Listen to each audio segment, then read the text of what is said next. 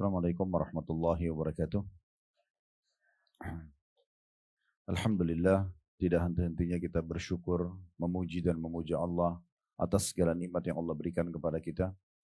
Bermula dari Allah memilih kita, dari sekian banyak sperma yang tertumpah di rahim ibu kita, kita yang dipilih lahir untuk mengemban amanah di muka bumi ini agar kita mengabdi, beribadah kepada Allah Subhanahu wa taala. Dan itulah tujuan utama kita diciptakan. Sebagaimana Allah telah kekalkan dalam firman-Nya, "Wa ma khalaqtul jinna wal insa illa liya'budun." Aku tidak ciptakan jin dan manusia kecuali untuk mengabdi dan beribadah kepadaku. Tidak ada tujuan lain kita ada di muka bumi ini kecuali itu. Salat, zikir, majelis ilmu, silaturahim, berpuasa, membaca Al-Quran, jihad, dan seterusnya. Yang sudah kita tahu ibadah-ibadah. Sementara makanan, minuman, pergaulan, mencari kegiatan dan aktivitas duniawi ini semuanya hanya pernak-pernik kehidupan. Kita tidak boleh meninggalkan tujuan utama hanya karena urusan pernak-pernik ini. Jadi kalau azan ya kita sholat, meninggalkan semua aktivitas kita. Kalau lagi puasa ya kita bersabar sehingga kita tidak mungkin membatalkan hanya dengan hal-hal yang kecil ataupun sepele misalnya. Dan segala macam hal yang berhubungan dengan masalah itu. Begitu juga Allah siapkan setelah kita lahir segala macam fasilitas. Kita sudah nikmati dari kita lahir sampai hari ini. Bahkan kita terus menikmati sampai salah seorang di antara kita wafat nanti. Dari makanan, minuman, pakaian, transportasi, oksigen, air, dan segala macam hal. Yang ada yang kita mohon kepada Allah Subhanahu wa taala. Tadi sudah bagus itu, jangan dibuat. Jadi ada yang kita minta kepada Allah Subhanahu wa taala, ada yang kita tidak minta. Seperti tidak kita minta misalnya oksigen yang kita hirup hampir setiap detiknya. Selalu Allah kasih gitu. Tidak pernah berhenti. Kita juga menghilangkan rasa lapar kita, rasa ngantuk kita. Hanya sekedar lapar, kita katakan lapar, muncullah ide di benak kita untuk mencari makanan tertentu. Lalu kita makan. Haus tinggal muncul di benak kita, ingin minum minuman tertentu lalu kita dapatkan. Kalau kita nggak dapat makanan dan minuman selama ini tentu kita sudah meninggal dunia. Semua nikmat Allah ini sangat melimpah. Dan puncak daripada nikmat semua itu, Allah memilih lagi kita di antara hamba-hamba yang lahir di muka bumi ini menjadi seorang muslim. Banyak orang yang lahir dalam kondisi kafir. Tidak mengenal Allah Subhanahu wa ta'ala. Karena berada di lingkungan yang juga kafir. Kufur kepada Allah Subhanahu wa ta'ala. Membangkang kepada Allah. Kita bersyukur kita lahir di lingkungan Islam, orang tua kita Muslim, atau kita mendapatkan hidayah di saat sudah dewasa sehingga menjadi mu'allaf. Nah ini semua nikmat yang tidak terhingga, karena dengan Islam kita jadi mengenal siapa Tuhan kita, siapa yang menciptakan alam semesta ini, siapa yang menggantikan siang dan malam, siapa yang mengatur musim, populasi manusia, siapa yang membuat semuanya, sayur-sayuran, buah-buahan, dan segala macam hal yang dijangkau oleh mata kita atau tidak dijangkau oleh mata kita. Bahkan termasuk yang menciptakan kita sendiri dengan semua fasilitasnya. Kedua mata, kedua kuping, kedua tangan, kedua kaki, kemaluan dan segala macam hal. Maka dengan Islam kita jadi mengenal. Karena dari susunan kalimat la ilaha illallah kita jadi tahu bahwasanya tidak ada pencipta, tidak ada pemilik, tidak ada penguasa. Semua yang terjangkau atau tidak terjangkau oleh mata kita kecuali Allah. Dan juga tentunya kita dipandu dengan agama Islam ini mana yang boleh dan mana tidak boleh. Dari makanan, dari minuman, dari pendapatan, pergaulan, dan seterusnya. Dan juga kita diberitahukan apa yang harus kita lakukan selama hidup, yaitu berbakti dan mengabdi kepada Allah, dan apa yang tidak boleh kita lakukan. Di antaranya kemaksiatan dan kekufuran. Maka ini adalah nikmat yang sangat besar. Dan saya yakin ibu-ibu juga tentunya datang jauh-jauh dari Bandung ke sini, dan teman-teman juga yang menghadiri acara online kita dari Bapak Ibu tentunya, yang juga kita sapa. Semua ini kita lakukan, saya pun meluangkan waktu duduk di sini. Semua ini karena kita ingin memperdalam Islam kita dan iman kita. Nikmat terbesar yang Allah perintahkan kita untuk dipertahankan sampai wafat. Sebagaimana Allah berfirman, "Wala tamutunna illa wa antum muslimun." Jangan sampai kalian wafat kecuali dalam keadaan Islam. Dan kita disuruh mengabdi dan beribadah kepada Allah sampai kita wafat. Wa'bud rabbaka hatta ya'tiyakal yakin. Sembahlah Tuhanmu sampai datang kepadamu kematian. Jadi alhamdulillah atas nikmat ini. Selanjutnya kita panjatkan salam hormat kita kepada manusia yang paling pantas untuk dihormati dan dimuliakan. Dialah Nabi besar Muhammad sallallahu alaihi wa ala alihi wa sahbihi wasallam. Sebagaimana Allah dan malaikatnya telah mengucapkan salam hormat tersebut, dan tentunya kita berharap agar Allah subhanahu wa ta'ala memberikan kita balasan yang sudah dijanjikan. Sebagaimana kata Nabi sallallahu alaihi wasallam, "Man shalla alayya marratan sallallahu lahu biha asyara." Siapa yang mengucapkan salam kepadaku satu kali, Allah akan memberikan kepadanya salam 10 kali. Dan salam Allah ini artinya diberikan pahala yang besar, diampuni dosa-dosanya, diangkat derajatnya, dan dipenuhi kebutuhannya. Pertama-tama kami ucapkan selamat datang ibu-ibu sekalian di tempat kami. Semoga perjalanannya semua lancar dan diikhlaskan niatnya oleh Allah subhanahu wa ta'ala. Semoga semua hajat-hajat dunia akhiratnya juga dikabulkan dan dimudahkan oleh Allah. Allahumma amin. Baik, kita akan bahas sekarang tema tentang wanita. Lebih ngerucut lagi ke masalah istri ataupun ibu gitu ya. Cuma memang ada satu predikat sesungguhnya, yaitu solehah. Ya. Kita akan mulai dulu dengan status. Kalau ada seorang wanita yang dia cantik sekali, paras wajahnya cantik, postur tubuhnya ideal, dari keluarga yang terkenal, punya harta melimpah, mungkin karena orang tuanya kaya misalnya. Dia jadi wanita karir, terkenal, hebat di sana sini misalnya, anggaplah secara nasional dikenal. Namun sudah mencapai umur 30 tahun, 31 tahun, lalu belum menikah. Kalau ada yang tanya misalnya, ya, apakah Anda sudah bersuami atau sudah nikah? Lalu dia bilang belum, itu fitrahnya secara alami, di mata orang ada yang kurang. Di mata manusia ada yang kurang. Nanti kita jelaskan masalah, dan mohon maaf saya tidak singgung siapapun ya. Ini kita bicara masalah hukum agama. Jadi saya tidak tahu status ibu-ibu. Mohon maaf kalau memang ada yang pas materi yang dibahas itu bukan menyinggung ya. Karena kita sedang membahas, kita akan mengerucut nanti ke poin kenapa kita bahas istri dan ibu soleha. Nah gitu ya.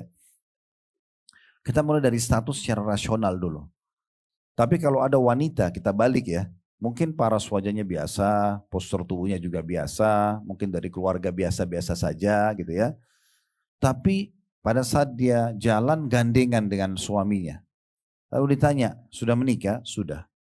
Walaupun statusnya dan fisiknya biasa, itu di mata manusia langsung tinggi derajatnya. Itu secara alami. Allah buat begitu. Ya. Berarti memiliki status istri ini, itu adalah status tertinggi. Mengalahkan semua status yang lain. Banyak wanita yang salah paham. Dia pikir nanti kalau dia pakai jas di kantor, nanti kalau dia jadi wanita karir, terkenal dan segala macam, oh itu baru dia berprestasi. Itu status paling baik. Keliru. Status yang paling baik adalah dia berstatus istri. Ya. Kenapa? Karena memang Allah subhanahu wa ta'ala menciptakan kita Bapak Ibu sekalian untuk populasi.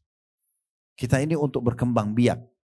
Tidak bisa berkembang biak dengan cara yang benar kecuali menjadi status istri laki perempuan dan status suami bagi laki-laki. Jadi ini poin penting dulu yang harus kita garis bawahi. Sehingga bukan satu prestasi kalau kita tunda-tunda pernikahan kita ataupun pernikahan anak-anak kita. Itu kekeliruan. Ya. Dan uniknya kadang-kadang ada orang dia lebih suka dengan statusnya yang masih sendirian atau gonta-ganti tanda kutip pacar di sini daripada dia menjadi status istri ataupun suami. Sebagai bukti, banyak sekali di negara kita ada orang punya anak gadis misalnya. Lalu pacaran dengan seorang laki-laki. Datanglah si laki-laki ini malam minggu atau malam ahad di rumah orang tua si perempuan, lalu pamit, om, tante, saya mau pamit mau jemput si fulana misalnya. Lalu orang tuanya bilang apa? Silahkan. Saya mau tanya sekarang Bapak Ibu sekalian, coba tangkap secara rasional. Ini pembukaan ceramah kita ya. Kalau dia bilang silahkan, silahkan apa ini? Dia persilahkan anaknya dijemput oleh pacarnya. Silahkan apa? Silahkan berzina. Ya. Silahkan mau tiduri anak saya, silahkan mau ngobrol, silahkan mau nikmati. Begitu? Kalau misalnya ada jawaban lain, tolong dikasih jawaban ke saya. Karena orang kalau keluar pacaran sudah jelas. Akan boncengan kalau naik motor, akan duduk bersampingan kalau di mobil. Sekarang cuma ngobrol. Minggu depan atau hari besok sudah pegangan. Setelahnya ciuman, setelahnya berzina. Dan orang tua yang seperti ini akan dapat dosa. Karena dia menjadi penyebab anaknya terjerumus dalam kesalahan. Nanti kalau sudah hamil di luar nikah baru malu. Baru diperintahkan untuk aborsi. Baru buru-buru untuk menikah. Kenapa nggak nikah dari awal? Kenapa masih banyak orang tua yang malu kalau anaknya nikah muda. Tapi nggak malu kalau pacaran muda. Kan dalam Islam Bapak Ibu sekalian. Ada dua cara populasi manusia supaya kita kembang biak. Kan harus sperma laki-laki ketemu sel perempuan, baru ada populasi kan, baru ada perkembangbiakan, baru lahir generasi manusia. Ada dua cara, yang satu benar satu salah. Yang benar nikah, yang salah zina. Dua-duanya sama. Kalau ada orang bilang, saya bagaimana nikah sama orang ini, saya nggak kenal, gitu kan? Maka pemahaman ini membuat akhirnya dia harus pacaran dulu. 1 tahun, 2 tahun, bahkan ditanya kapan mau nikah, saya belum terlalu kenal, saya masih mau kenal lebih jauh. Ini keliru. Kenapa nggak kenalnya pada saat masing-masing sudah status suami istri? Pernah saya ditanya salah satu podcast, Ustaz, kalau nikah, kemudian belum kenal dia, ya, terus kemudian nanti kalau nikah terjadi perceraian, ya, karena tidak cocok misalnya. Lalu saya bilang, apa bedanya dengan pada saat pacaran tidak cocok lalu putus? Mana lebih baik di mata manusia, orang bercerai karena tidak cocok atau orang putus karena tidak cocok? Harusnya kalau pakai akal sehat cerai masih lebih mending. Karena dia sudah coba menjadi status istri ataupun status suami. Dan bukan aib orang status janda ataupun duda. Pada saat Khadijah radhiyallahu anha menikah dengan Nabi SAW, statusnya apa? Janda. Bahkan Nabi SAW itu suami ketiga. 2 suami pertama Khadijah meninggal. Nabi SAW suami ketiga.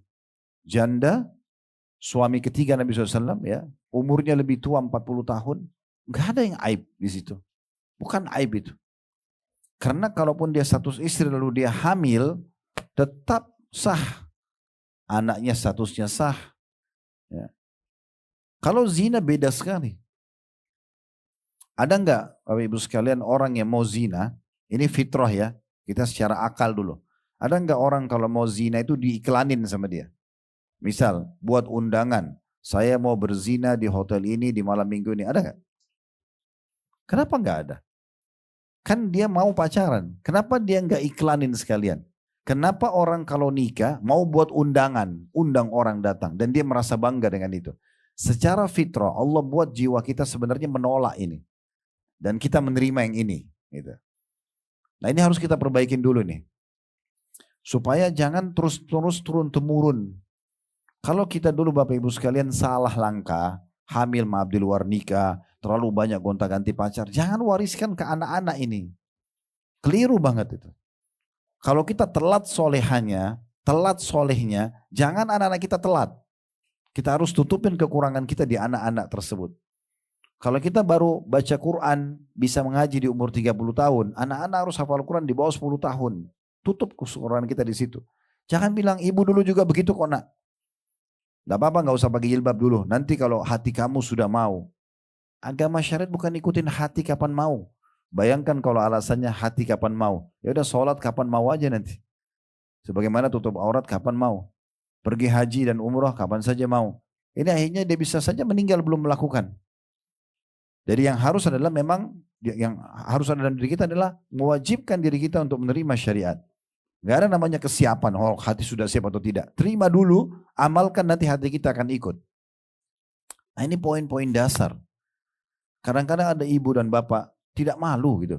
Ini baru pacar anaknya datang nih. Atau pacar dia datang, misalnya jemput dia. Sekarang tetangga tanya, siapa? Oh itu pacar anak saya.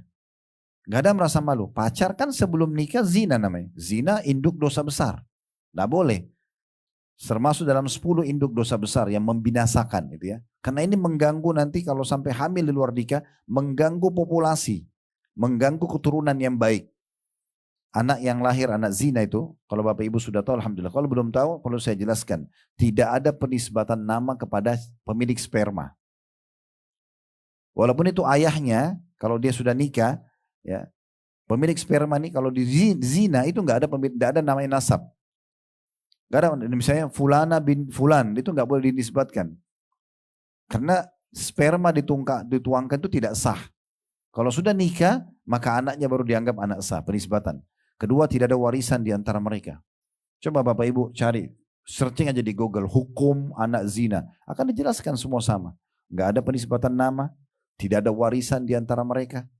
Tidak ada kewalihan kalau anak perempuannya mau nikah. Nggak boleh dia yang menikahkan. Nggak boleh dia jadi walinya. Ini kan bahaya sekali statusnya. Hanya karena salah saja menerima sperma atau menuangkan sperma. Ini masalah ini. Ya. Jadi kita harus perbaikin dulu. Untuk menjadi wanita yang salihah, laki-laki yang salih, itu butuh status secara agama. Orang bilang begini, Ustaz, gimana caranya saya menikah atau anak saya menikah sementara belum pacaran? Ada tipsnya dalam Islam. Bapak Ibu fokus ke 4 saja.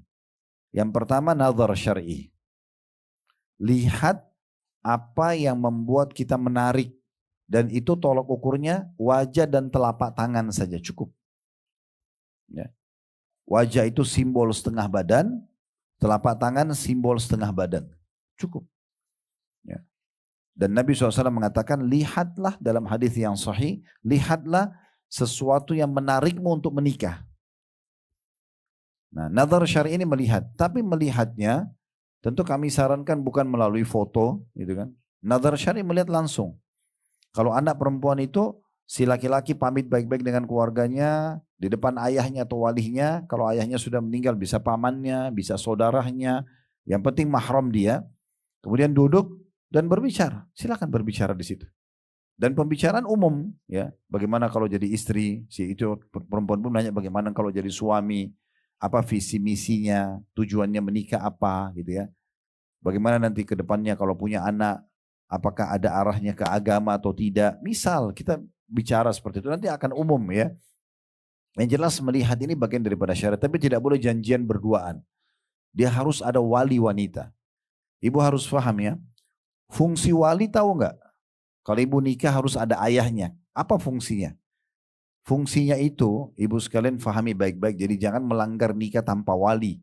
Makanya Nabi SAW bilang, wanita manapun yang nikahkan dirinya tanpa izin walinya, nikahnya batal, batal, batal. Wali ini backingan, pembelahnya ibu.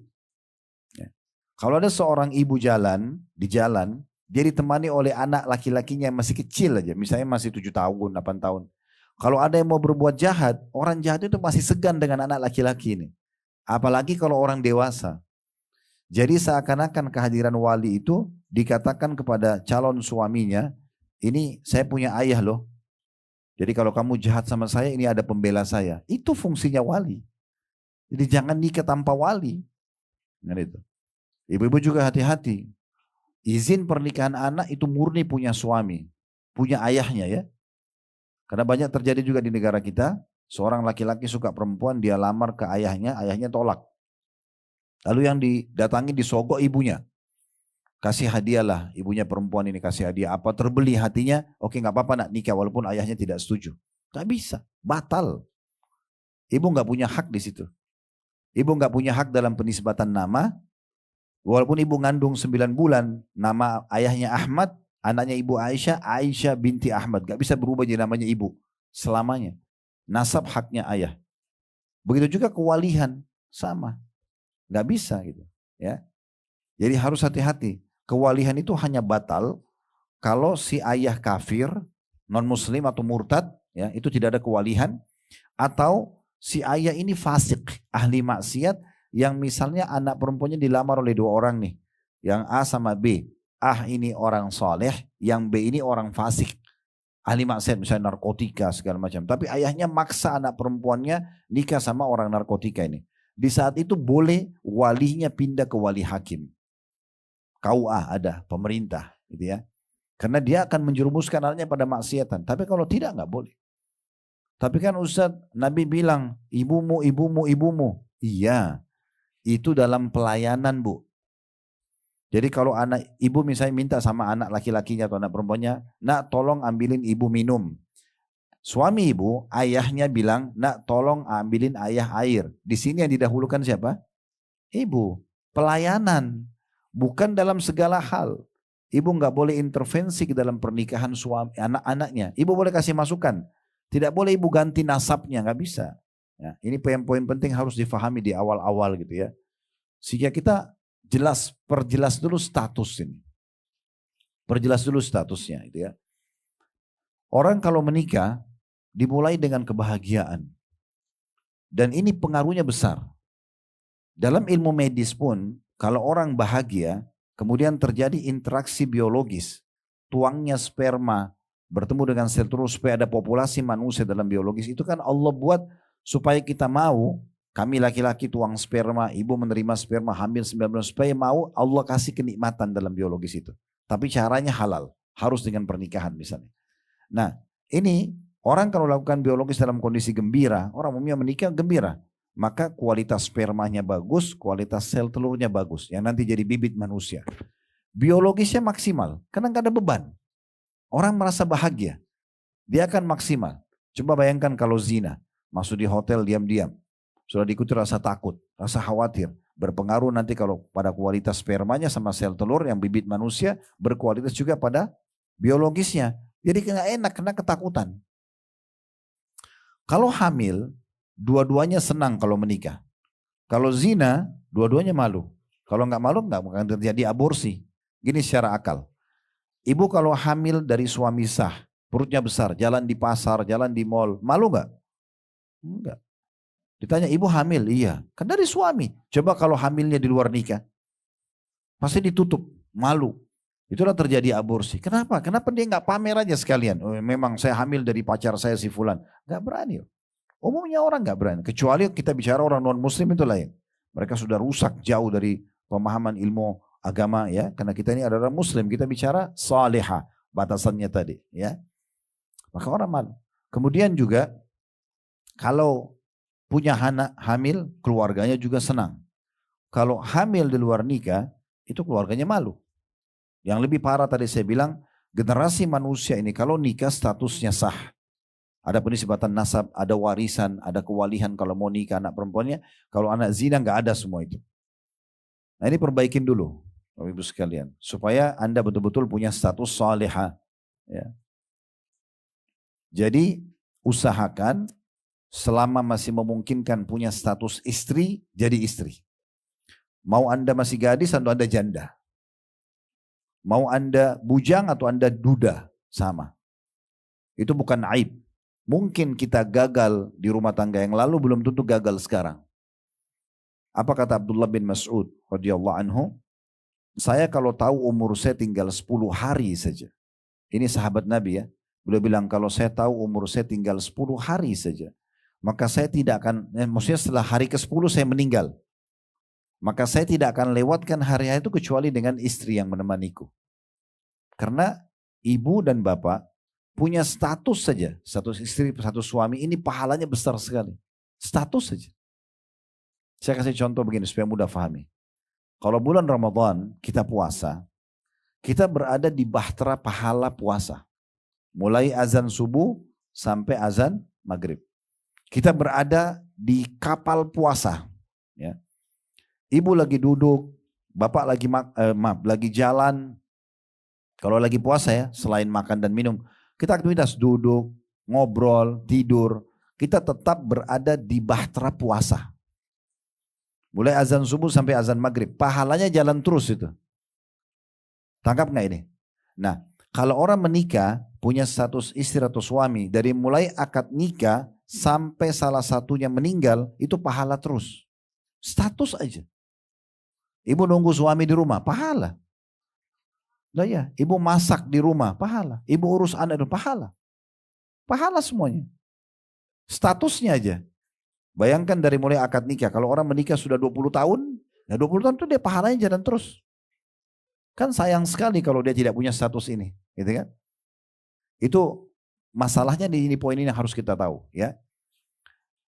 Maka sama dengan suami, dia lagi di tempat kerjanya, dia lagi olahraga, statusnya masih suami. Dia pulang ke rumahnya ketemu istrinya nanti. Sama. Ditambah lagi kalau jalankan kewajiban-kewajiban, ya udah tambah lebih banyak lagi pahalanya, status. Lebih mulia lagi kapan? Kalau statusnya pindah menjadi status bertambah, bukan pindah, menjadi status ibu, karena semua ibu biasanya istri.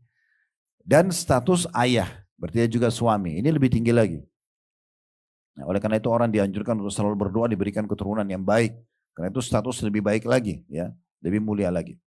Baik, kita kembali dulu tadi ke 4 poin masalah bagaimana saya mengenal pasangan saya walaupun tidak pacaran. Yang pertama nadar syar'i, lihat dulu.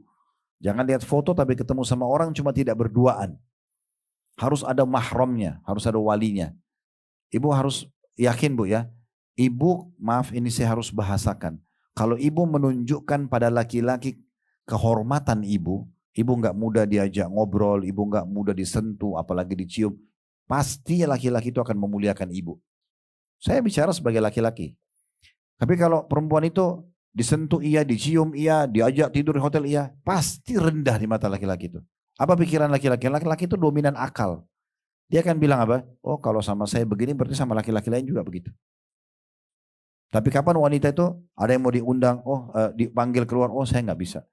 Mau sama saya silakan nikah. Habis nikah silakan. Kalau belum nikah enggak, pastikan laki-laki itu suaminya akan muliakan dia. Pasti. Pernah dengar Ummu Sulaim ya, seorang sahabiat Nabi. Beliau pada saat jadi janda, suaminya Malik namanya, meninggal dalam keadaan kafir. Tapi dia sudah muslimah. Sebabnya si Malik ini meninggal itu karena waktu Ummu Sulaim masuk Islam, dia ajak suaminya, ayo masuk Islam, diajaklah sama dia, tapi dia nggak mau.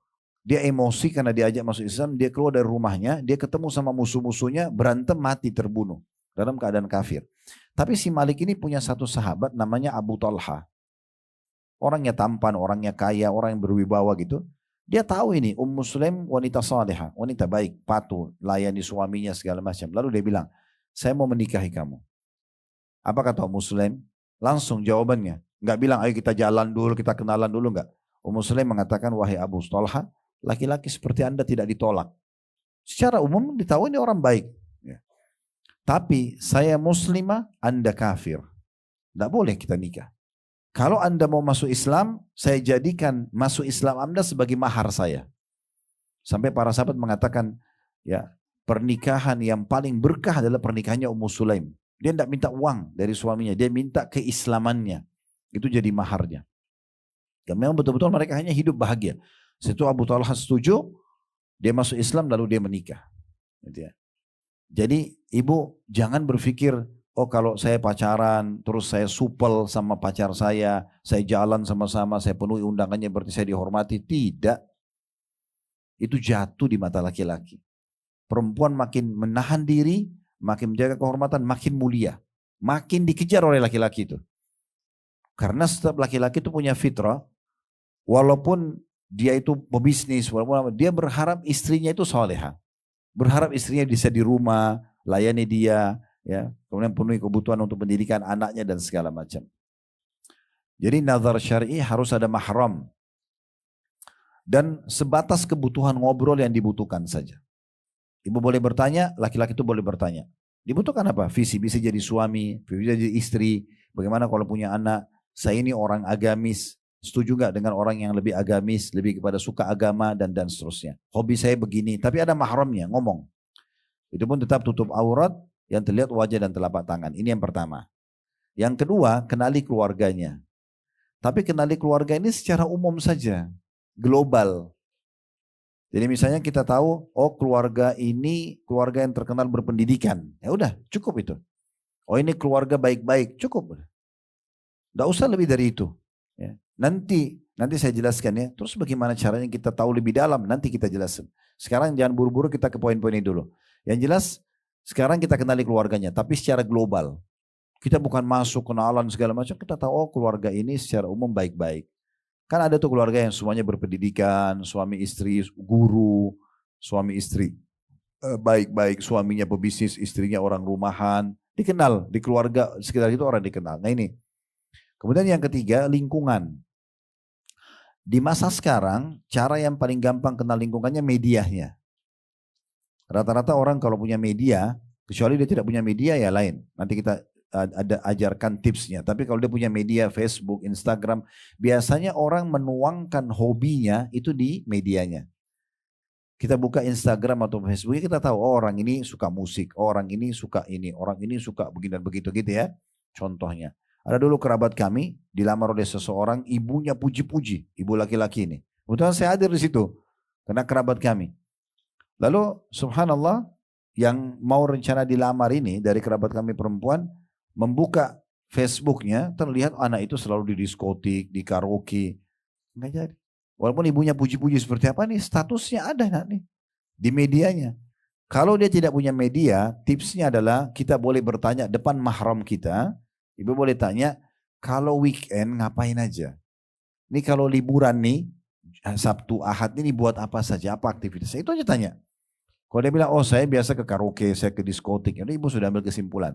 Kalau dia bilang, oh saya biasa hadir di majelis taklim, oh saya biasa ke perpustakaan, saya ikut pelatihan peningkatan skill saya, ya keterampilan saya, itu berarti oke, udah cukup. Jadi lingkungan ya.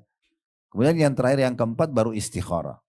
Sholat 2 rakaat saja, istikharah gak usah lama-lama. Ya. Gak usah lama-lama, sholat 2 rakaat, habis sholat asal niatnya ikhlas ya. Lupakan dulu kecenderungan kita, dari 2 yang kita pilih A atau B, kita lupakan dulu kecenderungannya, kemudian kita istikharah minta petunjuk sama Allah. 2 rakaat cukup. Selepas salam, kita tinggal ikutin isi hati kita. Kalau persentasenya, secara persentase, misalnya 60% mau menikah, 40% masih ragu, itu sudah jawaban istikharah. Udah melangkah saja, gitu kan. Jadi nggak usah tunggu mimpi, ya. Apalagi di Indonesia katanya ada kalau mimpi ular mau menikah. Ini perlu dibantai ini. Kalau nenek-nenek 90 tahun mimpi digigit ular mau nikah. Kan gak mungkin. Itu gak ada hubungannya. Bisa juga orang karena mimpi, tapi mimpinya misal contoh, Allah perlihatkan dia pakai baju ihram, lagi tawaf. Misal, Allahu a'lam gitu ya. Bisa juga datangnya informasi positif atau negatif. Misalnya tiba-tiba kita setelah istikharah, besok atau lusa kita dapat informasi, oh dia sedang temani ibunya di rumah sakit. Dia bakti sama ibunya, dia bakti sama ayahnya gitu ya. Atau kita dapat informasi ternyata dia melakukan hal-hal yang negatif ya. Baik secara hukum pemerintah ataupun hukum Islam. Maka itu berarti sudah cukup. Ya. Ini saja 4. Baik Ustadz. Saya sekarang melangkah menikah nih. Saya belum pernah kenal sebelumnya kecuali poin-poin ini saja. Bagaimana caranya saya nanti adaptasi dengan dia? Bapak Ibu sekalian, ta'aruf itu, pacaran ya, itu setelah akad nikah.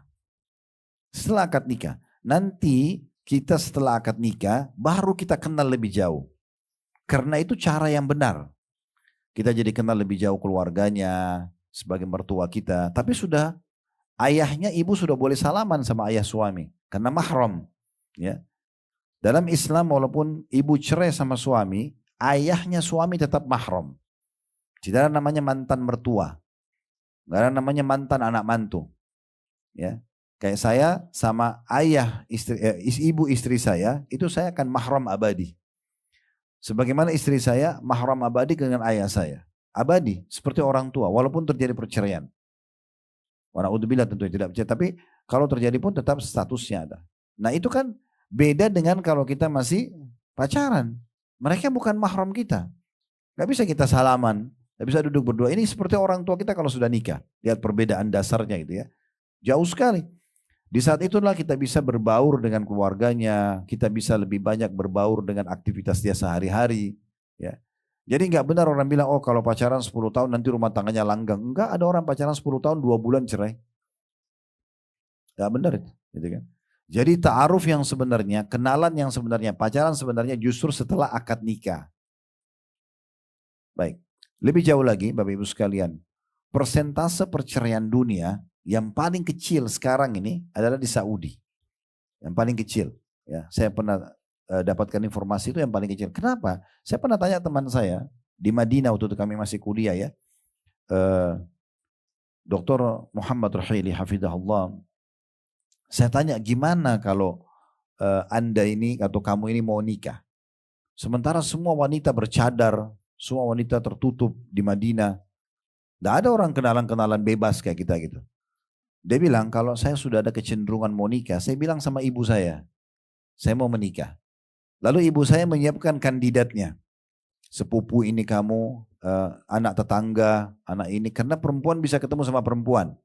Maka ibunya sampaikan, ini nak ada 5 pilihan. Si fulana umurnya begini, ciri-cirinya umumnya seperti ini. Misal contoh, nah dari A, B, C, D, F ini misalnya 5 orang, itu sampai E misalnya A, B, C, D, E misalnya atau sampai F, nama-nama ini kemudian misalnya si anak laki-laki ini cenderung udah saya mau lihat si C dulu deh, nazar. Ya udah diatur sama keluarganya baik-baik, pergi ketemu, ngobrol lah. Ya, depan mahram, depan walinya tadi ya, depan ayahnya ngobrol, cocok udah lanjut pernikahan. Nggak cocok ya sudah minta maaf. Gak ada masalah. Gak ada sesuatu beban. Jangan bilang, oh tapi kan nanti tidak enak Ustaz. Loh, masa di sini nggak enak tapi kalau pacaran ya yang tidak sah enak, ini gimana pemahamannya ini? Ya. Kenapa kalau pacaran tidak malu, kalau ini malu, kan aneh itu. Apa yang harus malu? Itu bukan aib. Ya. Jadi kita bisa tanpa menunggu waktu yang lama kita sudah bisa melangkah. Nah kalau kita menikah, ta'aruf itu baru berjalan. Seorang laki-laki misalnya menikah umur 30 tahun contoh. Kan dia terbiasa Bapak Ibu sekalian di satu pola ya. Pola makan, pola fikir, pola tidur ya.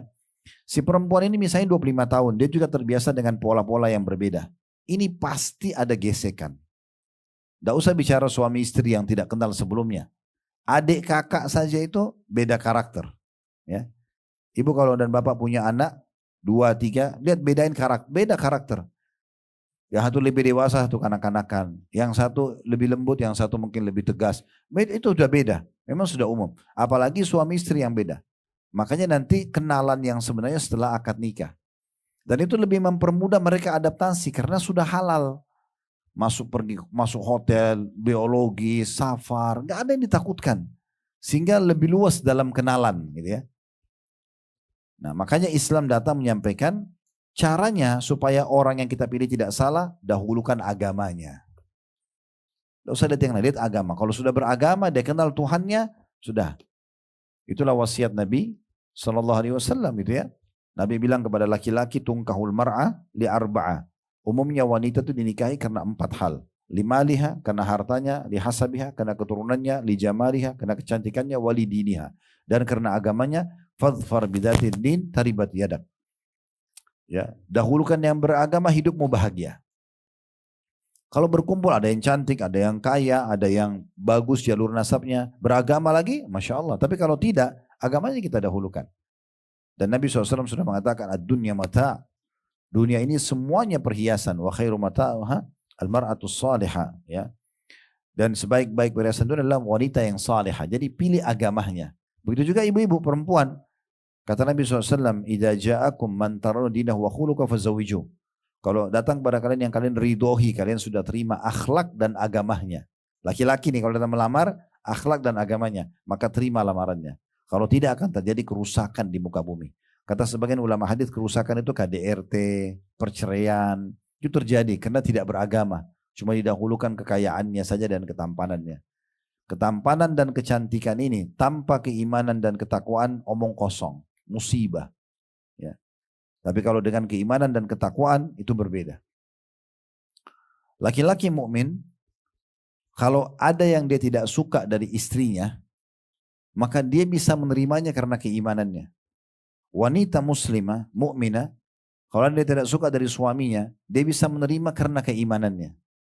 Kekurangan itu bisa diterima, gitu kan? Bukan semuanya menjadi sumber permasalahan. Nah, sudah seperti itu. Oleh karena itu nanti adaptasinya, kenalannya setelah akad nikah. Emang begitu. Pernah nggak lihat ada orang sudah 10 tahun masih cekcok? Ya. Kadang-kadang hanya masalah teknis.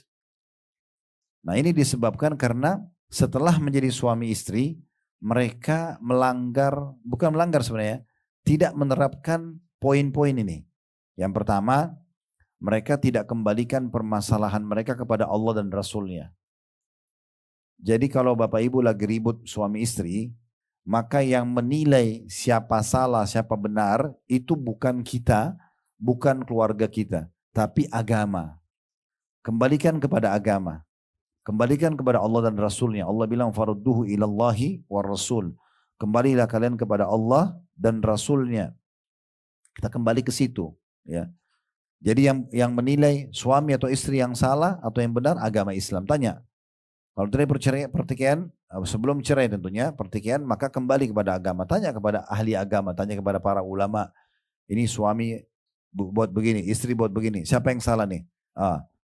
Menurut ayat Al-Quran, menurut hadis Nabi SAW, menurut kisah sahabat, begini yang salah itu ini. Gitu. Jadi kalau kita masih egoisme, merasa ya pokoknya saya begini, ya, saya benar pokoknya, nggak mau tahu. Dikasih tahu ini salah dalam agama, nggak mau tahu. Ayah saya bilang begini kok, ibu saya bilang begini, suku saya begini dan seterusnya. Ini tidak benar. Ini yang buat selalu kekacauan terjadi. Itu yang pertama. Ya, jadi kalau mau aman rumah tangganya, jauh dari cekcokan dan adaptasinya lebih gampang. Yang pertama jadikan Islam sebagai rujukan penilaian salah atau benar. Itu yang pertama. Yang kedua, jangan libatkan orang lain kecuali ahlinya. Nggak boleh Bapak Ibu bicara sama semua orang. Ada masalah? Kalau masalah agama bicara sama ustadz atau ustadzah. Masalah medis bicara sama dokter. Konsultasi. Ahlinya. Jangan semua orang diceritakan. Semua teman di majelis taklim, semua teman di kantor. Saya mau cerita ya tentang suami saya. Tapi kamu jangan cerita sama orang ya. Tapi semua orang dibilangi begitu. Semua orang tahu masalah dia. Maaf ya, seakan-akan dia jalan sudah tidak berbusana. Karena semua orang tahu tentang masalah dia. Kita harusnya nih Bapak Ibu sekalian kalau mau ideal, jalan orang tidak tahu masalah kita. Biarkan orang tidak tahu. Kenapa? Karena kita hanya bicara sama ahlinya. Itu pun konsultasi. Ustadz, suami saya ucapin kalimat talak dalam keadaan emosi. Jatuh nggak? Itu konsultasi. Tidak usah curhat sama ustadznya. Tidak usah tulis atau bicara, Ustadz saya mau cerita dulu. Saya sebenarnya tahun lalu sih nggak apa-apa. Bulan lalu saya masih safar sama-sama. Panjang lebar ceritanya, pergi restoran, makan segala macam, dapat hadiah. Ujung-ujungnya ributnya ada ucapan kalimat talak. Tanya aja itu. Tidak usah curhat sama manusia. Curhat itu menuangkan semua permasalahan hanya kepada Allah. Hanya kepada Allah. Ibu dan bapak wudhu, ya, berdiri di atas sejadah, sujud, berdoa sama Allah. Salat, berdoa sama Allah. Niat sholat taubat, lalu jangan angkat kepala dari tempat sujud kecuali sudah tuangkan semua. Ya Allah, ya Allah, ya Allah. Karena yang ciptakan kita Allah. Yang ciptakan permasalahan itu Allah. Yang bisa kasih jalan keluar hanya Allah. Jangan cerita sama manusia, nggak bisa. Curhat sama manusia nggak bisa. Termasuk nggak boleh teman-teman sekalian, harus kita hati-hati curhat sama orang tua kita. Jangan. Kita tambah beban buat mereka. Kesian itu. Ada banyak anak-anak durhaka tanpa mereka sadari. Lagi ada masalah ribut cerita sama orang tuanya. Tapi kalau sudah baikan, tidak cerita sama orang tuanya. Tiba-tiba sudah berangkat safar sama-sama. Ya. Orang tuanya sudah kepikiran tentang dia nggak pikirin itu. Ini masalah. Kecuali orang tua kita memang ahlinya ya. Sama dokter konsultasi, dok kepala saya sakit sudah 3 hari apa obatnya, itu konsultasi. Ya. Jadi ingat, poin kedua, yang pertama kembali kepada agama. Penilaian siapa salah siapa benar Islam yang menilai. Pasti ada solusinya, pasti ada jawabannya. Yang kedua, jangan libatkan orang ketiga kecuali ahlinya. Ini penting ini ya. Yang ketiga, jaga semua rahasia rumah tangga. Jaga semua rahasia rumah tangga. Termasuk masalah biologis. Gak boleh Bapak Ibu ceritakan ke orang lain. Apa kata Nabi Muhammad SAW? Sesungguhnya orang yang paling buruk kedudukannya di sisi Allah hari kiamat adalah seorang laki-laki dan seorang perempuan yang sudah saling terbuka, biologis sudah tidak berbusana, gitu ya. Kemudian mereka menceritakan hubungan mereka satu sama yang lain. Jadi nggak boleh. Kalau ibu dan bapak maaf sudah mendapatkan kepuasan dari pasangan, udah antara kita, pasangan kita dengan Allah, nggak boleh keluar, nggak boleh cerita sama orang lain. Apa efeknya Ustadz? Efeknya dia. Kalau ibu misalnya puas sama suami, ibu duduk sama teman-teman, mau berbangga nih. Oh suamiku tuh begini, begitu diceritakan dan semua. Digambarkan suaminya seperti teman-temannya lihat tanpa busana. Itu apa yang terjadi? Kalau 4-5 orang teman ibu suaminya tidak begitu, pasti setan akan buat mereka mau menggoda suami ibu. Pasti ada pikiran, oh begitu ya. Dibayangkan sama dia, setan buat begitu. Sama laki-laki, istrinya memuaskan buat dia. Udah dia antara dia sama istrinya sama Allah, dia syukuri ya. Tapi dia cerita sama temannya laki-laki 4-5 orang. Istri saya itu begini, disuruh digambarkan. Sampai digambarkan lengkukan tubuhnya. Kalau yang hadir situ laki-laki, istri mereka tidak begitu. Maka dia akan berpikir ganggu istrinya orang ini. Terlalu banyak kasus rumah tangga karena lisan dia ceritakan kelebihan pasangannya. Terlalu banyak kasus itu. Ini tidak boleh. Makanya Nabi SAW bilang itu. Pernah Nabi bilang begini selepas sholat subuh di masjid beliau di Madinah, di masa beliau masih hidup tentunya sallallahu alaihi wasallam. Beliau mengatakan, mungkin seseorang di antara kalian menceritakan hubungan biologisnya dengan pasangannya. Itu habis sholat subuh. Maka semua diam, lalu ada satu wanita namanya Asma binti Yazid radhiyallahu anha, sahabiat Nabi, bilang, "Ya Rasulullah, benar-benar di Madinah itu terjadi. Banyak orang begitu bangga-banggain pasangannya, cita-cita masalah biologisnya." Apa kata Nabi SAW? Jangan kalian lakukan itu, karena perumpamaan itu seperti syaitan laki-laki ketemu sama syaitan perempuan di jalanan, lalu mereka hubungan biologis dan orang semua melihatnya. Jadi jangan cerita. Tutupi rahasia rumah tangga itu antara kita dengan pasangan kita. Kelebihan atau kekurangan? Kalau kekurangan tadi masalah, kembali kepada Islam siapa yang menilai salah atau benar, kemudian juga kita bicara sama ahlinya. Nah ini ya, jadi jaga rahasia keluarga. Rahasia rumah tangga ini dijaga Bapak Ibu sekalian, baik selama kita satu suami istri atau sudah bercerai. Cerai nggak cocok, sudah cerai saja. Ada orang tanya sebabnya apa? Oh sudah, ini memang sudah tidak cocok, udah selesai. Gak usah kita curhat, kita sampaikan, kita gibah, malah dosa nanti. Gak usah, kita gak cocok ya sudah. Gak usah juga wariskan pertikaian Anda sama suami atau Anda sama istri kepada anak-anak. Kadang-kadang gitu, hak asuh jatuh pada perempuan atau hak asuh jatuh pada laki-laki. Lalu dilarang ketemu sama anaknya. Atau ini dilarang ketemu, ini tidak boleh, putus silaturahim, gimana cara? Gak boleh sama sekali. Ya.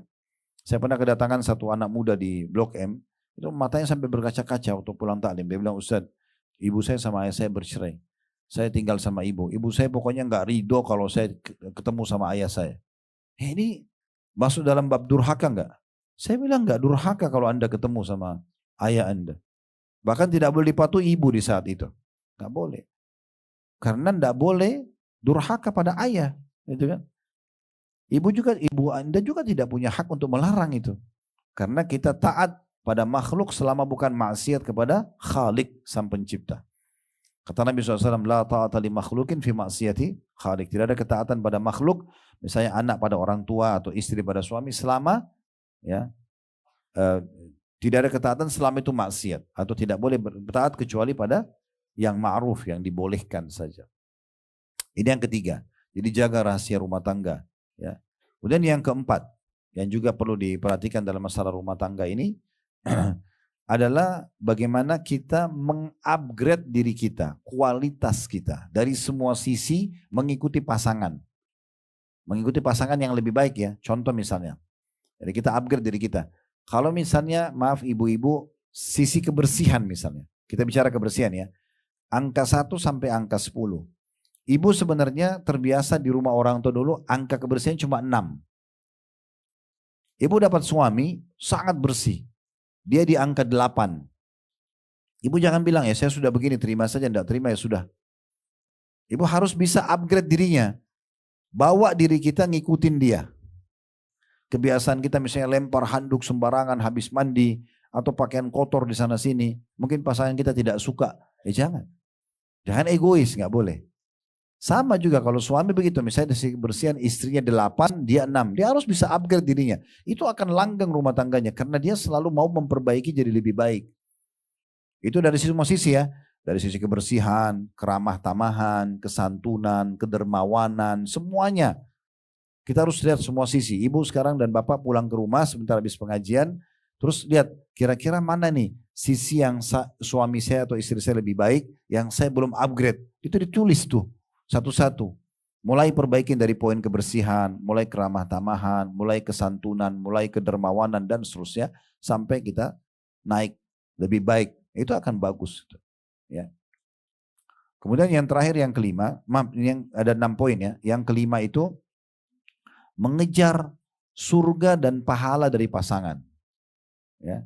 Mengejar surga dan pahala dari pasangan.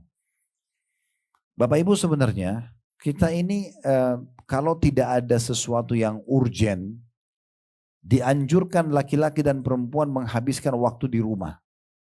Emang sudah begitu? Ya.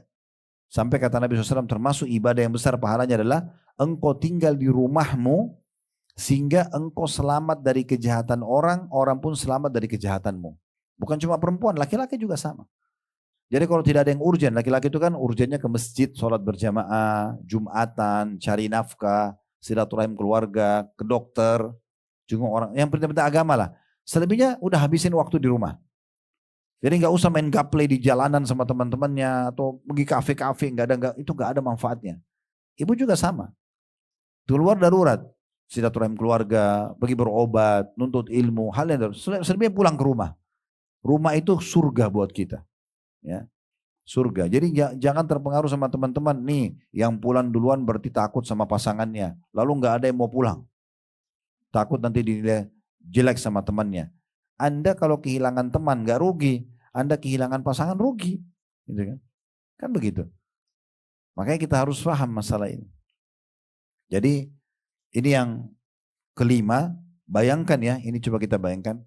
Kalau status suami istri, di benak dia, bagaimana saya kejar pahala dari pasangan saya? Ibu mau kejar surga dari suaminya, apa yang ibu lakukan? Ibu pasti akan selalu coba membahagiakan dia, ibu punya kebutuhannya, karena ibu tahu itu pahala semua. Sama suami ibu, kalau dia mau kejar pahala dari istrinya, apa yang dia lakukan? Dia akan coba bahagiakan, dia punya kebutuhannya. Itu kan luar biasa. Bayangkan kalau suami istri berlumba-lumba, saling bantu, saling memaafkan, saling apalah segala itu, karena mengejar surga itu kan bagus banget. Yang terakhir, yang keenam, banyak berdoa. Selalu berdoa. Ulang-ulangi, Rabbana hablana min azwajina wa dhurriyyatina qurrata a'yun waj'alna lil muttaqina imama. Wahai Tuhan kami, jadikan pasangan kami dan anak-anak kami sebagai penyejuk mata kami. Supaya setiap kami lihat selalu senang, selalu bahagia. Dan jadikan kami pemimpin orang-orang beriman, gitu ya. Orang-orang yang bertakwa. Itu kita ulang-ulangin terus doa itu. Kalau tidak hafal dalam bahasa Indonesia, ya Allah jadikan aku istri yang salihah, yang meraih surga dari suamiku, dan ibu yang salihah, yang meraih surga dari anak-anakku. Ya. Begitu juga kalau laki-laki sama berdoa, ya Allah jadikan aku suami yang saleh, yang meraih surga dari istriku. Begitu juga dari anak-anakku. Jadi seperti itu. Doa pada Allah Subhanahu Wa Taala. Nah insya Allah kalau ini akan langgeng rumah tangganya. Tapi kalau dia sudah jadi bola liar, ya ini subhanallah kita lihat di Indonesia, semoga Allah kasih hidayah. Ribut sedikit rumah tangga, media. Langsung ekspos, semua orang bisa konsumsi. Nanti banyak ya, ada yang bahkan datang konsultasi sama kami di sini. Secara nasional lagi viral. Saya nasihatin, kenapa? Masalah apa? Kadang sudah tidak mau kumpul. Mau Ustaz sebenarnya. Mau baikan. Tapi sudah terlanjur banyak pihak yang terlibat. Keluarga dilibatkan, media dilibatkan, teman-teman dilibatkan. Jadi masukan dari sini, masukan dari sini. Jadi tambah rumit. Sebenarnya masalahnya kecil. Tapi jadi besar. Perceraian, ekspos. Kenapa? Biarin aja cerai. Kalau tidak cocok ya sudah. Masuk pengadilan hanya lingkup kita saja sama keluarga. Udah cerai aja baik-baik. Kalau memang sudah tidak ada jalan keluar untuk bertemu. Gitu kan? Setelah berdoa sama Allah, setelah istikharah, setelah kita coba nasihatin pasangan, tidak mau dengar, ya sudah. Ya. Tapi tidak usah ekspos. Ini agak unik ini ya. Ya, ada cerita pernah sampai kepada kami itu. Di pengadilan kita ini, subhanallah, pengadilan agama, perceraian itu, rata-rata hariannya ratusan, 300 orang antri. Mayoritasnya perempuan. Ya. Itu kalau keluar surat cerainya, kebanggaan yang luar biasa. Kenapa bangga jadi status cerai gitu? Kenapa enggak status istri ataupun suami gitu kan? Tapi kalau pasangan saya punya kekurangan Ustaz, kita buat lagi ratingnya. Ya. Kalau ratingnya itu, poinnya adalah permasalahannya teknis. Teknis itu kayak misalnya masih suka lelet, kadang-kadang tunda-tunda pekerjaan, ini teknis. Jangan cerai karena ini. Jangan cerai karena itu tuh teknis.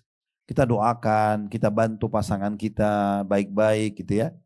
Tapi kalau sudah masalah agama, misal dan masalah agamanya berat ya, seperti dia buat kesyirikan, bermain dukun, narkotika, mabuk, tidak sholat, bangkang, tidak mau sholat, itu kan ini masalah. Ini istikharah kan sudah nggak usah berlama-lama buang waktu sama orang-orang seperti ini. Semoga Allah gantikan dengan yang lebih baik gitu. Nah itu seperti itu. Baik, ini gambaran tentang poin-poin bagaimana step by step ya kita memahami status kita, kemudian juga kiat-kiat kita bagaimana mempertahankan rumah tangga ya. Terus kita masuk lebih dalam lagi mungkin supaya kita lebih kepada status soleh dan solehanya ini adalah bagaimana kita fokus kepada kewajiban. dan tugas kita saja. Begini Bapak Ibu sekalian, saya ini menjadi suami sebatas saya hidup. Ibu juga jadi istri sebatas ibu hidup. Maksudnya apa? Status kita ini, tugas kita hanya selama kita hidup. Saya pernah bahasakan sama istri saya begini. Saya sama kamu ini ibaratnya pegawai di satu perusahaan namanya rumah tangga. Pemiliknya rumah tangga ini Allah. Kalau saya jalankan tugas saya dengan baik, kayak kita kerja di kantor, jalankan, saya dapat gaji saya, dapat pahala. Kamu jalankan tugas kamu baik, kamu juga dapat pahala. Jadi kita sama-sama, gitu ya. Kita nggak usah lagi lihat masalah fisiknya pasangan kita setelah satu suami istri, tapi kita lebih kepada melihat bagaimana Allah menjadikan dia sebagai pasangan saya dan Allah bebankan kewajiban di situ. Allah jadikan kewajiban. Contoh gini, kan kalau kita sholat ke masjid, misalnya laki-laki kayak tadi hari Jumat mau ke masjid, karena dia tahu itu kewajiban dia. Umumnya laki-laki itu kalau pergi Jumat sudah umumnya ya, begitu dengar Jumat ya sudah langsung mampir di masjid mana saja. Kenapa dia nggak pilih-pilih masjid? Karena dia tahu itu kewajibannya. Itu kewajibannya. Beda kalau memang waktu masih panjang, tapi kalau kita lihat waktu sudah kepepet, kayak kita sekarang sudah satu suami istri, kita nggak bisa lagi keluar. Kalau kita keluar nanti untuk apa bercerai tanpa alasan? Kita seperti sudah masuk waktu sholat, ya udah kita sholat di mana saja. Nah sama kita jalankan sudah tugas sekarang. Ini perlu difahami baik-baik. Ibu sebenarnya mudah sekali masuk surga kalau ibu statusnya istri. Karena tidak ada poliandri dalam Islam. Kan ibu tidak boleh punya dua suami. Karena kalau ibu punya dua suami ada alasannya ya. Ibu biologis sama suami pertama, ibu biologis sama suami kedua, dua-dua tuangkan sperma, ibu hamil. Siapa ayahnya? Gak tahu ayahnya siapa. Kalau laki-laki dia poligami beda. Ini hamil, tetap ditahu siapa ayahnya. Makanya tidak ada poliandri. Maksudnya apa? Kita bukan sedang bahas masalah poligami atau poliandrinya. Tapi berarti ibu hanya fokus ke satu laki-laki ini. Kalau poliandri Allah buka hukumnya, boleh perempuan punya 2-3 suami, ibu harus bakti dengan 2-3 suami. Ini gak mudah ngurus 3 orang. Loh iya betul. Tapi kalau satu, ibu satu, ini cuma satu orang ini. Fokus ke satu orang saja. Ini apa masalahnya satu orang ini tinggal buat dia senyum, siapin makannya, ya. Lah ini biologisnya, urus anaknya, mati masuk surga ini gampang banget. Makanya setan selalu kacauin di situ. Buat masalah sama suami, cari kekurangannya, cari masalahnya. Padahal sebenarnya mudah sekali. Coba dengarkan hadits ini ya. Kata Nabi SAW, wanita manapun, istri manapun yang jaga sholat 5 waktu. Ini 5 waktu, subuh, duhur, asar, maghrib, isya. Di sini Nabi nggak sebut sholat sunnahnya bu. Artinya ibu kalau sholat sunnah itu tambahan udah. Wanita manapun yang sholat 5 waktu. Puasa Ramadan. Setahun sekali, puasa wajib saja. Gak disebutin puasa Senin Kamis, Ayyamul Bid. Itu kalau ibu lakukan sudah tambahan. Dan mentaati suaminya. 3, sholat 5 waktu, puasa Ramadan, lalu suami datang sesudah itu. Setelah sholat dan puasa, dan mentaati suaminya. Maka pada saat dia meninggal, dia boleh pilih dari 8 pintu surga yang mana dia mau masuk. Artinya biar ibu minta surga tertinggi, dikasih sama Allah. Itu surga tertinggi bu, penghuninya nabi-nabi, ya, syuhada, orang mati syahid, siddiq, orang yang jujur seumur hidupnya, gitu ya. Kemudian orang-orang saleh. Laki-laki ini tidak mudah gitu. Tidak ada hadis yang menyebutkan suami atau laki manapun yang misalnya sholat 5 waktu, puasa Ramadan, terus berikan hak istrinya masuk surga, enggak ada. Ibu dikasih itu, gampang sekali, gitu kan, mudah sekali. Oleh karena itu ibu harus hati-hati. Jangan gunakan manajemen konflik dalam rumah. Apa itu manajemen konflik? Dia sengaja masukkan dalam program di benak dia, di otak dia, harus konflik. Ini kalau suaminya adem ayam, kayaknya ada rahasia nih. Nah ini jadi masalah konflik. Kayaknya ada yang dirahasiakan nih. Kayaknya begini dan begini. Lalu dia mulai melangkah mengambil tugasnya malaikat. Ada malaikat kiri kanan, catat amal baik, catat amal buruk. Itu enggak kita gaji. Bodyguard. Ngawasin 24 jam. Nulis semuanya. Dan yang menghakimi Allah langsung. Dia buat salah di luar bukan ibu tuh. Ibu kita ini nikah bu. dan bapak sekalian, kita menikah bukan jadi pengawas, jadi pendamping. Kalau kapan kita ubah status jadi pendamping menjadi pengawas, ini pasangan kita tidak akan nyaman. Gak bakal nyaman. Pendamping itu beda. Kalau benar dia dukung, kalau kita salah dia rangkul, itu namanya pendamping. Tapi kalau pengawas, oh kenapa kau buat begini? Dihardik, disalahin, bahkan sudah benar pun masih salah. Karena dia maunya jadi pengawas. Ini rumah tangga gak langgeng kalau jadi pengawas ini. Ya. Jadi coba fokus ke satu orang ini Bu. Baikin dia. Udah lupain sudah masalah fisiknya, warganya. Allah bebankan saya kewajiban untuk mengejar surga dari orang ini. Pertanyaan selanjutnya, apa kira-kira kewajiban saya Ustaz? Ibu fokus ke kewajiban ini. Yang pertama ibu taat. Yang pertama ibu taat. Taat saja. Dia bilang, ayo kita makan, iya. Ayo kita keluar, iya. Taat saja. Gampang banget 4 huruf ini. Jangan bangkang. Ya. Dibeliin baju warna merah, pakai saja. Biar ibu tidak suka. Nggak apa-apa. Dia mau ibu rambut panjang, panjangin aja. Nggak ada sesuatu yang salah di situ. Ada keluarga kami 15 tahun menikah Bu. Cerai. Saya tanya suaminya, kenapa cerai? Terus dia bilang, dia karena laki-laki sama laki-laki ngobrol, terus dia bilang, saya ini suka sekali dengan perempuan rambut panjang. Tapi istri saya selalu kalau saya ingatkan, enggak, pendek aja, panas, apalah alasan. Pokoknya enggak mau terima sudah cerai. Bertahun-tahun ngomong gitu. Akhirnya suaminya seperti bom waktu meledak, cerai. Masalahnya apa? Tidak suka rambut pendek, coba. Masalah-masalah begitu aja. Ibu kalau biasa dulu di rumah, sebelum nikah pakai daster, pakai piyama, sekarang nikah sama suami. Suami beliin baju tidur yang seksi, pakai saja. Taat saja. Tidak selama tidak melanggar agama, patuh saja. Ya? Karena memang itu perintah Allah dan Rasulnya, gitu kan? Diperintahkan wanita untuk taat. Tadi hadisnya sudah saya sebutkan. Istri manapun atau manapun salat 5 waktu, puasa Ramadan, taat sama suaminya, kecuali pada saat meninggal, boleh pilih dari 8 pintu surga yang mana dia mau masuk. Ini luar biasa ini keutamaannya, ya. Tentu di sini taat banyak sekali ya. Ibu juga taat pada saat ibu mau melakukan aktivitas apa-apa, kayak ibu mau keluar rumah, mau terima tamu, pamit baik-baik. Maaf ya, ada keluarga saya mau datang, saya mau keluar ke sini dulu. Gak usah egois. Ya. Kalau ibu dapat teman yang, oh kamu terlalu solehah, ya. Gak apa-apa saya kalau sama suami saya begini, itu tinggalin dah. Jangan berteman sama orang begini. Karena memang yang suruh taat ibu sama suami itu adalah Allah.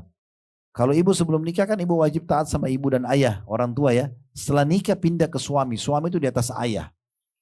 Jadi kalau ibu sudah mulai digoda syaitan, mau marah sama suami, mau menghadap ibu, bayangkan bagaimana kalau itu ayahnya ibu. Ibu berani gak? Kalau ibu bakti sama ayah gak mungkin berani. Nah suami di atas ayah itu. Jadi kalau suami ibu bilang jangan keluar, ayahnya ibu bilang keluar, ibu harus dahulukan suami, gak bisa tidak. Itu hukum syar'i. Jadi coba taat. Tapi batasannya selama bukan maksiat.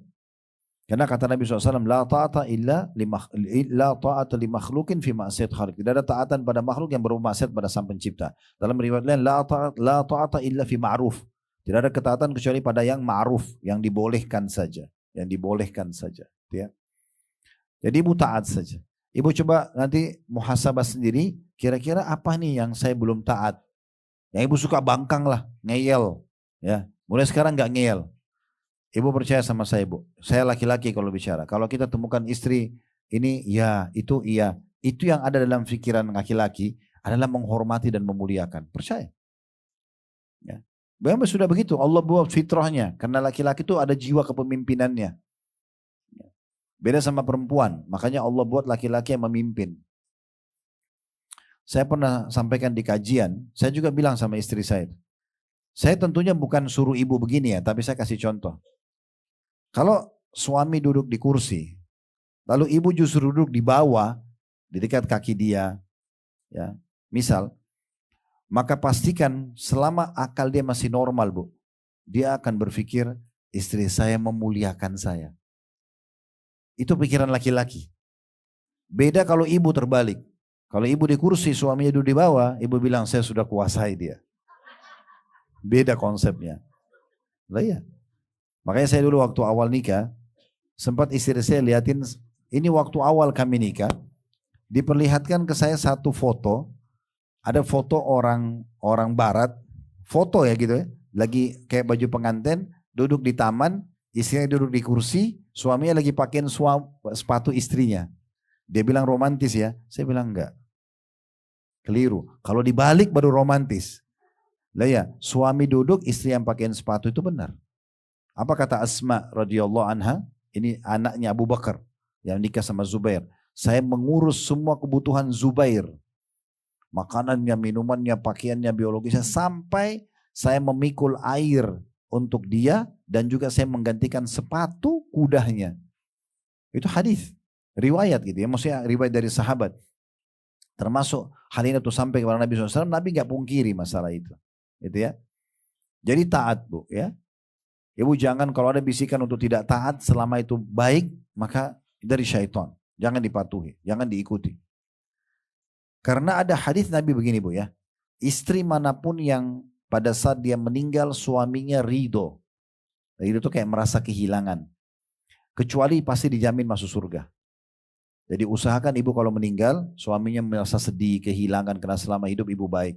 Jangan ibu meninggal, suami bilang alhamdulillah dia meninggal, gitu kan? Karena luar biasa, masalah terus selama hidup. Ini yang ketawa-ketawa tahu diri rupanya ya. Jadi mentaati ini bagian daripada ibadah. Ibu nggak ada ruginya. Ibu jangan pernah dibisikin syaitan, oh kalau saya nanti lemah lembut depan dia, saya mengalah berarti saya direndahkan. Tidak, percaya lisan saya. Laki-laki itu punya fitrah, kalau istrinya makin merendah, makin baik, makin disayang, makin dinaungi. Kalau ibu hadapi suami seperti hadapi laki-laki, misal ibu pecahin piring, dia bisa pecahin satu rak. Ibu banting pintu, dia bisa rubuhin pintu. Ibu teriak kasar, dia bisa lebih kasar. Ibu punya satu senjata yang luar biasa, suara ibu lembut, ibu punya air mata, tangan ibu. Itu senjata ibu tidak dimiliki laki-laki. Dia lagi marah pun ibu pegang tangannya, maafin saya. Udah redah itu. Tapi kalau ibu ajak berantem ya sudah dihadapi secara laki-laki. Ada hadis Nabi, ini benar, ini serius nih ya. Coba dipraktikin. Ada hadis Nabi SAW begini. Istri manapun, kata Nabi SAW ya, maaf, wanita ahli surga, kata Nabi, wanita ahli surga, wanita yang kalau dia menyakiti suaminya atau disakiti. Ini hadis bu, lebih dari 10 tahun saya pikirkan, apa hikmahnya? Kenapa ada potongan hadis? Kalau wanita ahli surga, wanita yang kalau dia menyakiti, oke lah dia minta maaf. Tapi, dan kalau dia disakiti, dia akan memegang tangan suaminya sebelum tidur dan dia mengatakan saya tidak bisa pejamkan mata sampai kau ridho kepadaku. Terus dia disakiti sama suaminya. Saya terus merenung, gimana caranya ya? Karena saya kadang-kadang kalau mau menyampaikan di pengajian saya harus renungin dulu tuh. Supaya teresap, di saya teresap ke jamaah. Bapak Ibu kalau dengar ceramah saya terus merasa teresap itu karena saya sedang meresapin materi itu supaya saya bisa sampaikan. Kalau saya tidak tahu bagaimana caranya gitu. Ternyata Bapak Ibu sekalian ini berhubungan dengan masalah karakter laki-laki. Laki-laki itu kalau udah buat salah pun, tapi ibu yang datang, ibu sebenarnya tahu dia salah. Ibu pegang tangannya, mas kalau saya ada salah maafin saya. Sebenarnya ibu sedang singgung dia. Pastikan dia akan mengatakan, oh tidak saya yang salah. Dia akan mengalah. Itu penyampaian Nabi, bukan penyampaian saya. Itu cara yang terbaik menghadapi karakter laki-laki. Tapi kalau ibu hadapin dengan cara langsung tuduhan, kan laki-laki itu bu, kami ini Allah ciptakan, memang kerjaannya kan di luar rumah ya. Cari nafkah, sholat berjamaah, hadir Jumat ya, jihad, ngantar jenazah, kan di luar rumah semua. Ibu kan tidak ada kewajiban sholat jamaah di masjid, ibu gak ada kewajiban hadir Jumat, ibu gak ada kewajiban cari nafkah, ibu gak ada kewajiban jihad. Ini semua laki-laki di luar rumah. Jadi karena kami di luar rumah, sifat defense kami, laki-laki ini sifat pertahanannya kuat sekali bu. Kalau ibu serang, maka yang pertama langsung menahan, langsung defend, langsung pertahanan. Kamu gini-gini, udah enggak, langsung selesai. Begitu laki-laki. Jadi bukan begitu cara menghadapinya. Cara menghadapinya justru dengan kelembutan ibu, gitu kan? Nah ini harus difahami baik-baik. Jadi jangan lakukan itu. Justru lakukan dengan baik, dengan santun, dengan ramah. Pernah ada seorang ibu tanya gini, Ustaz, gimana caranya saya ajak suami saya sholat ya? Gak mau sholat orangnya gitu.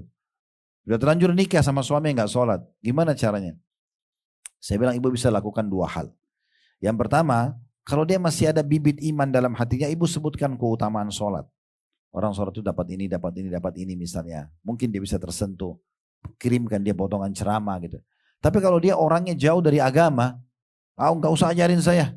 dan segala macam, dia orangnya emosional nggak mau, maka ibu sentuh kelaki-lakiannya saja, kepedulian dia. Contoh misalnya, ibu bilang, saya pengen satu waktu nanti mas kapan ya, kalau mas bisa tolong imami saya sholat ya.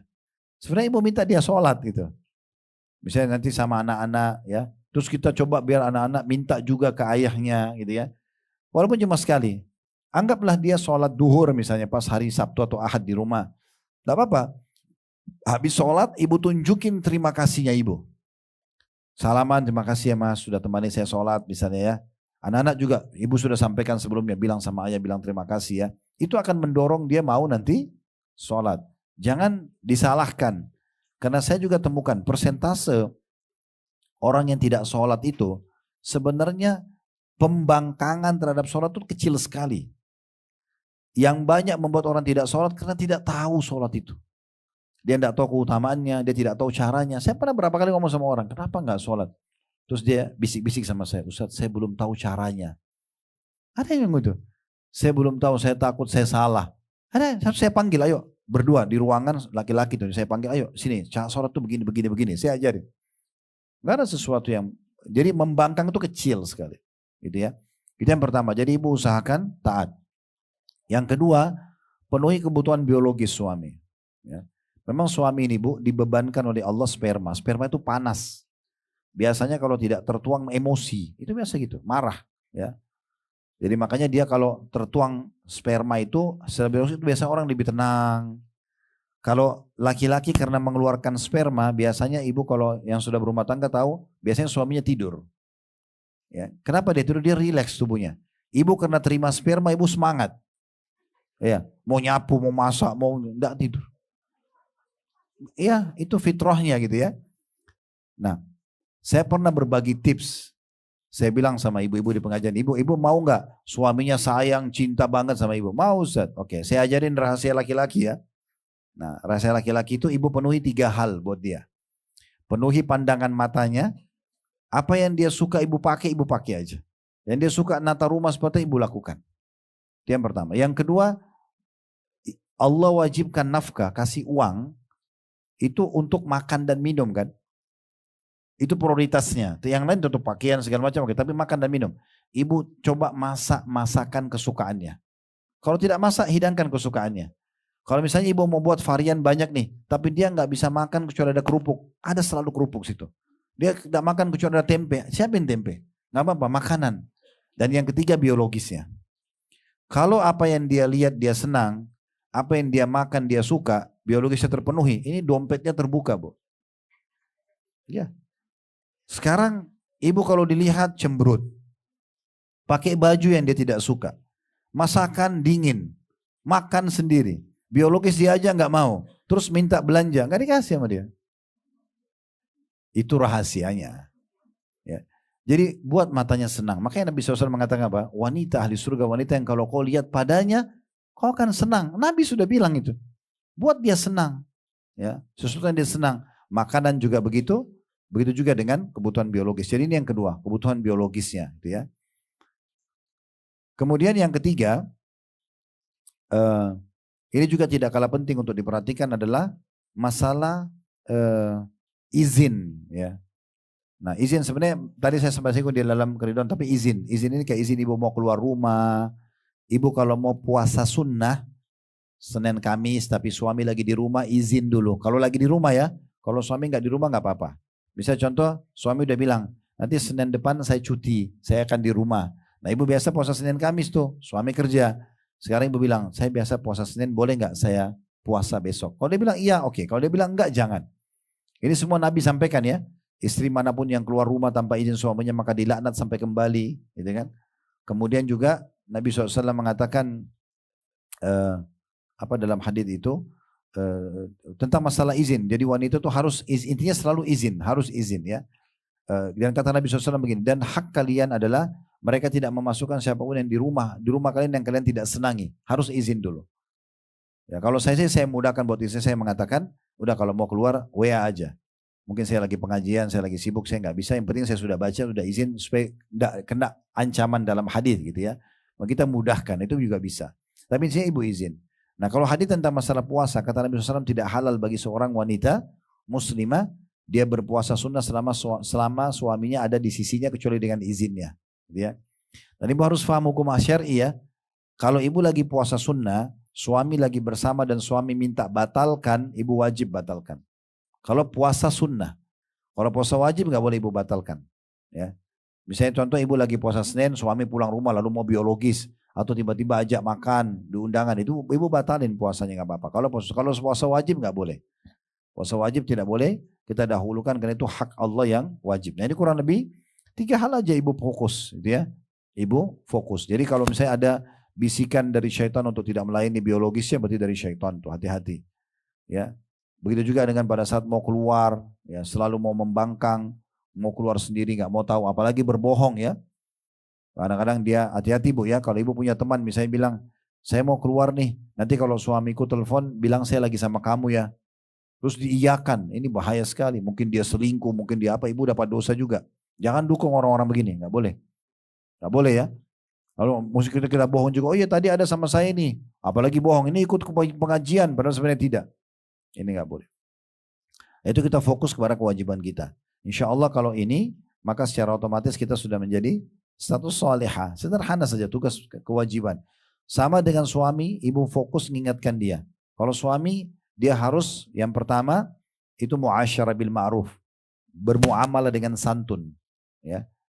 Jadi dia ramah, santun, segala macam. Dan ini saya pernah coba ngadakan survei dari banyaknya orang yang bertanya kepada kami di pengajian. Dan saya ada juga kasus-kasus rumah tangga banyak terjadi di keluarga kami, di masyarakat itu ya. Jadi sebenarnya umumnya suami itu awal nikah pasti lembut.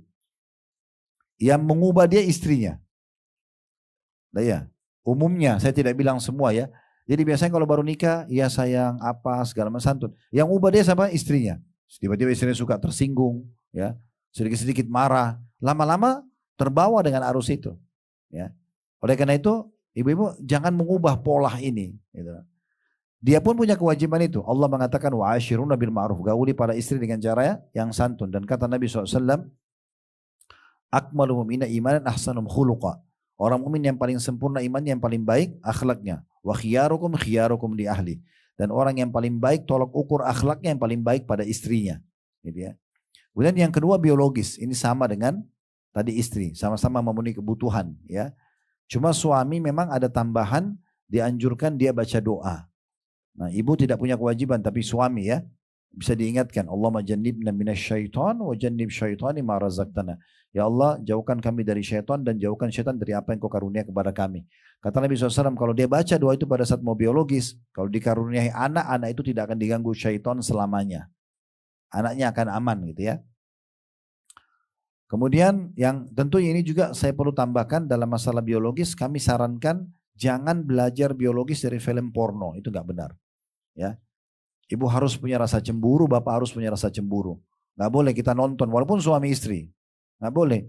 Bagaimana bisa seorang laki-laki membiarkan istrinya lihat laki-laki lain tidak berbusana?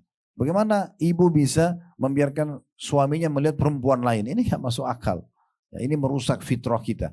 Nanti kita biologis, tapi yang kita bayangkan film itu nggak benar. Ya, ulama sudah mengatakan, maaf ini, meletakkan kemaluan di kemaluan itu sama dengan meletakkan makanan dan minuman di mulut. Fitrahnya orang sudah tahu. Fitrahnya orang tahu itu. Ya, jadi biologis.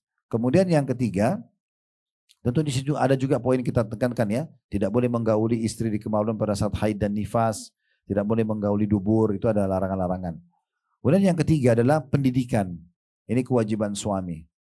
Pendidikan dan perlindungan sekaligus. Ya, ini dua hal kita masukkan dalam satu poin. Biasanya saya pisah, tapi saya masukkan saja sekarang.